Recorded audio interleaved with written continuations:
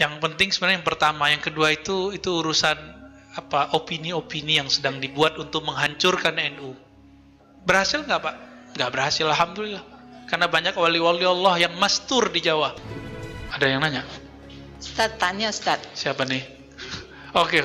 yang terdahulu yang mereka orang-orang dulu itu mencapai sufi, mereka lewat kajian atau lewat riyadhah Ustadz. Pinter. Terus keduanya ini mohon maaf, perkembangan tentang perkembangan ilmu agama sekarang, ya kita kan orang-orang Nahdiyin kan arahnya ke tasawuf ya Ustadz. Tapi kalau lihat perkembangan ilmu agama yang dilakukan oleh orang Nahdiyin sendiri sekarang ini, masalah toleransi ini, saya memandang dari sudut edukasi agak-agak mengkhawatirkan, karena masalah selawat, masalah rebana ini sudah masuk ke gereja. Yang paling mengerikan waktu azan itu di dalam gereja, ini video yang berkembang ya, di dalam gereja itu ada yang azan tapi semuanya ada yang pakai jilbab, ada yang enggak. Ya. Itu enggak ada yang sholat, mereka hanya nunggu khutbah. Ini apa perkembangannya Syiah atau orang-orang Nahdiyin ini? Afwan Ustadz, ana enggak paham. Ya. Mohon maaf, itu pertanyaan yang kedua. Mohon maaf Ustadz. Iya. Yang penting sebenarnya yang pertama, yang kedua itu urusan apa, opini-opini yang sedang dibuat untuk menghancurkan NU. Saya mohon maaf Ibu, saya bukan orang NU. Ya. Oke, tolong diluruskan. Tapi saya mencintai NU karena saya punya guru banyak orang NU. Dan nama saya diambil dari pendiri NU. Ayah saya cerita, namamu dari Hadratus Syekh Hasyim Asy'ari. Dan sanad keilmuan hadis saya beberapa ada yang dari jalur NU, ada yang jalur yang lain. Ya. NU emang ada agenda untuk menghancurkannya. Kenapa? NU dan Muhammadiyah itu dua sayap Indonesia. Satu patah Pak, tunggu. Negeri kita konflik terus. Maka dihancurkan mulai dari luar atau di dalam. Dari dalam ya dimunculkan pemahaman yang gak benar, dari luar diserang seperti tadi. Masih ingat kemarin tahun-tahun lalu karena ada persoalan politik, kemudian orang NU diidentikan dengan Islam Nusantara, ya kan? Akhirnya orang benci sama NU Pak. NU Nusantara. Emang masalah Islam Nusantara? Tergantung definisinya. Jika definisinya Islam yang dibuat oleh orang Nusantara, yaitu bid'ah. Tapi kalau Islam di Nusantara, maka itu guru saya Kiai Ali Mustafa Yakub juga nggak masalahin. Tergantung definisi. Kita tanya ke orang NU, definisi ente apa? Ternyata Islam Nusantara itu definisi pembuat istilah itu, Kiai Ma'ruf Amin, ya. Apa katanya? Islam Nusantara menurut kami, menurut beliau, itu Islam yang berakidah Ahlussunnah Asy'ariyah, bermazhab fikih yang 4, lalu bertasawuf. Loh, sama kayak Al-Azhar dong, namanya beda. Gitu. Tapi karena agenda politik yang menghancurkan NU dari luar dan di dalam, banyak wali-wali yang mastur di Banten, di Cirebon, di Betawi, banyak Pak. Dan mereka mendoakan NU, Nahdlatul Ulama. Ya. Apakah yang lebih dahulu? Manakah yang lebih dahulu untuk mencapai ma'rifat sufi itu? Apakah riyadhah dulu atau apa tadi? Riyadhah atau ma'rifat gitu ya? Ya. Kita dibandingkan umat terdahulu umurnya pendek atau panjang? Pendek. Umat terdahulu ada yang ibadah 500 tahun, itu masuk surga kata Allah dengan rahmatku. Dia merasa dengan amalku. Ditolak oleh Allah, mau dimasukin ke neraka, dia minta-minta, ya Allah, ya udah masukin saya dengan rahmat. Ada orang nggak punya amalan, maksiat semua, jadi lembaran hisapnya itu maksiat semua. Udah mau digiring oleh malaikat neraka, tiba-tiba Allah bertitah, buka dadanya, ternyata ma'rifatullah ada dalam kalbunya. Allah, la ilaha illallah. Di riwayat Imam At-Tirmizi, la ilaha illallah di kalbunya. Di riwayat Imam Al-Baihaqi, Allah. Digabung duanya Pak, isinya ma'rifatullah, mengenal Allah. Di akhir zaman ini kita kuat nggak ibadah seperti Sunan Kalijogo, Syekh Abdul Qadir Jilani? Kuat nggak? Syekh Abdul Qadir Jilani itu lebih dari 25 tahun sama dengan Abu Hanifah, Abul Hasan Asy'ari, pendiri akidah Asy'ariyah itu 20 tahunan lebih mereka wudhu subuhnya pakai wudhu isya. Gimana caranya? Nggak batal Pak dan nggak tidur. Kuat nggak? Ibnu Arabi dikafirkan orang Pak. Orang yang dikafirkan nggak nyampe 7 hari mati. Datang dia ke sana, dia takziah, dia bacakan la ilaha illallah 70.000 kali, dia hadiahkan untuk orang yang mengkafirkan dia. Sanggup nggak? Kita disentil dikit marah-marah, ya. Bener nggak? Kita kritik imamnya dia marah-marah, nggak sanggup kita. Maka di akhir zaman ini dibaliklah, ada ijtihad baru. Thariqat itu jangan klasik lagi, jangan kaku lagi.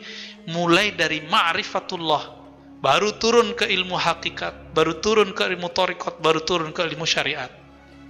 Tetap kita jalanin syariat, kita berthariqat, kita belajar ilmu hakikat. Tapi yang kita mulai belajarnya apa?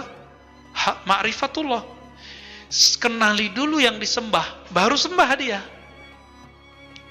Ilmunya kan sudah ditulis oleh mereka yang dulu ibadah puluhan tahun, ditulis Pak di kitabnya dan diijazahkan ke murid-muridnya. Itu tinggal kita kaji.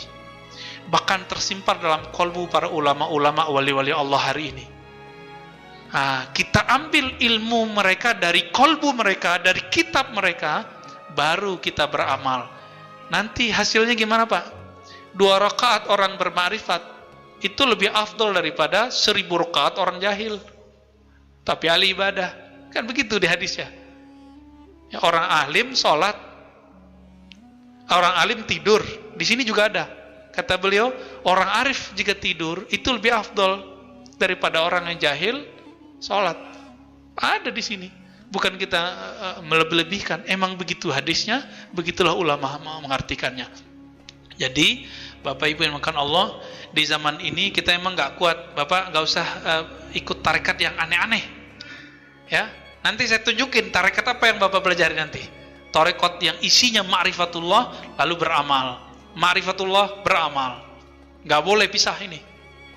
Ya, tapi ma'rifat itu adalah afdalul amal, amal qalbu. Saya tutup dengan hadis Nabi. Nabi ditanya, wahai Rasulullah, apakah amal paling afdal? Kata beliau, al-imanu billah. Iman kepada Allah. Iman di mana? Di kolbu atau di badan? Di kolbu. Maka Imam Bukhari, Imam Ibnu Hajar mengatakan, amalan paling afdal adalah amalan kolbu. Apa itu? Mengenal Allah. Yakin kepada Allah. 2 itu aja Pak. Mengenal Allah, buahnya yakin kepada Allah. Nah, kalau Ibnu Qayyim dia balik. Zikir itu bahtera mengantarkan orang kepada ma'rifat. Nah, ini thariqat orang lama. Mereka ibadah bertahun-tahun supaya nambah ma'rifat. Sekarang dibalik Pak, dirukhsah oleh ulama-ulama akhir zaman yang mereka telah mewarisi ilmu-ilmu. Kan kita ini kayak apa ya? Hulu muara. Ini sekarang udah di muara Pak. Saringannya ada sama kita, tinggal kita saring, ambil mana yang sesuai dengan zaman ini. Yang penting kita bisa mengenal Allah, bermakrifat kepada Allah, mengenal hakikat keyakinan sejati, berthariqat, berjalan menuju Allah, dan mengamalkan syariat yang zahir dari Rasulullah sallallahu alaihi wasallam. Itulah kesimpulannya. Loh, ada tambahannya Pak? Yaudah, nggak apa-apa Pak. Mohon maaf Ustaz, tadi dikatakan kan ada sholatlah kamu dengan bermarifat. Yang dimaksud dalam bermarifat di dalam sholat ini apakah bacaannya kita harus mengerti atau juga gerakannya ada yang tersirat maupun tersurat? Ini bagaimana Ustaz? Tolong dijelaskan. Terima kasih. Baik. Sholatlah kamu dengan bermarifat, begitu kata orang ya.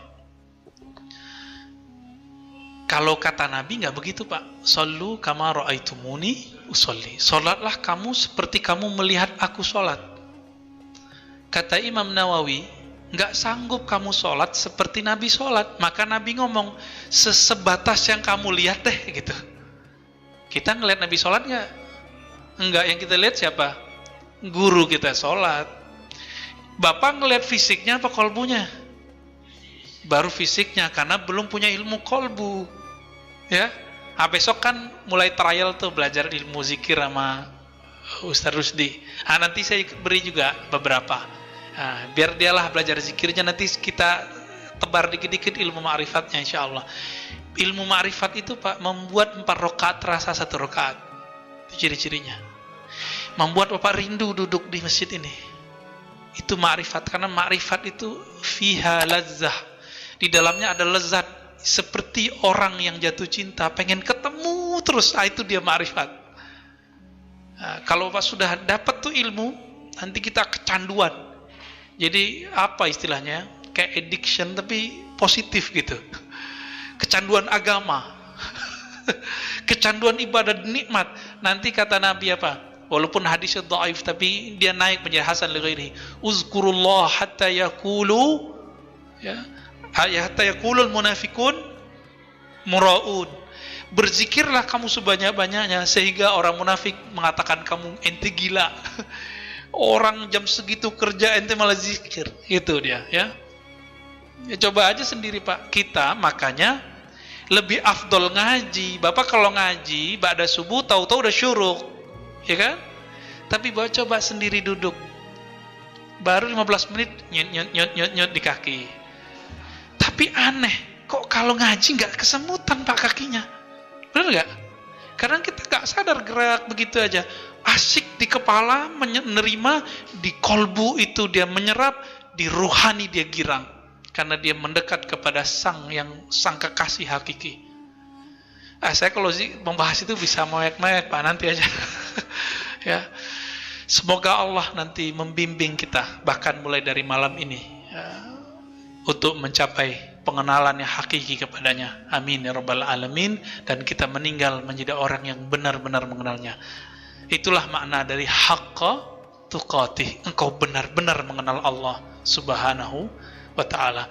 Subhanakallahumma wa bihamdika asyhadu an la ilaha illa anta astaghfiruka wa atubu ilaik. Wa sallallahu ala sayyidina Muhammad walhamdulillahi rabbil alamin. Assalamualaikum warahmatullahi wabarakatuh.